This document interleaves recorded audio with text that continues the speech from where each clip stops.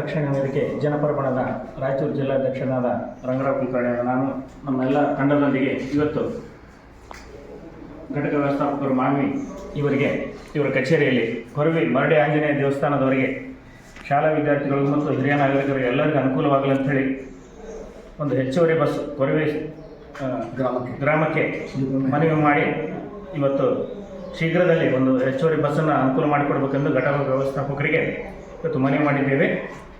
ಹಾಗಂತ ಹೇಳ್ತಾ ಘಟಕ ವ್ಯವಸ್ಥಾಪಕ ಸರ್ ಅವರು ಒಂದೆರಡು ಮಾತು ಕೊರವಿ ಸಮಸ್ಯೆ ಬಸ್ ಸಮಸ್ಯೆ ಇತ್ತು. ಆ ಬಸ್ ಸಮಸ್ಯೆ ಸಲುವಾಗಿ ಡಿಪೋಕ್ಕೆ ಹೋಗಿ ಡಿಪೋ ಮ್ಯಾನೇಜರ್ ಭೇಟಿಯಾಗಿ ನಾವು ಅರ್ಜಿ ಕೊಟ್ಟು ಬಂದೀವಿ. ನಾವು ವಿದ್ಯಾರ್ಥಿಗಳ ಸಲುವಾಗಿ ಬರೀ ಒಟ್ಟು ಬಸ್ ಕಾಲಿಡಕ್ಕಿರಂಗಲ್ಲ, ಏರಕ್ಕಿರಂಗಿಲ್ಲ. ಬಸ್ಸು ಸಾದಾಪುರ ಶಾಸ್ತ್ರಿ ಕ್ಯಾಂಪ್ ಎಲ್ಲ ಆಗಿಬಿಟ್ಟಿರ್ತದೆ. ಬರೀ ಬಸ್ ಬಾಗಿಲಲ್ಲಿ ಏರಂಗಿರಂಗಿಲ್ಲ.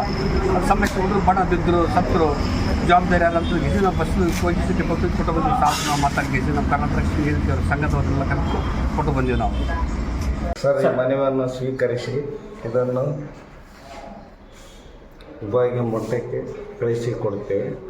ಇದು ನಿಮ್ಮ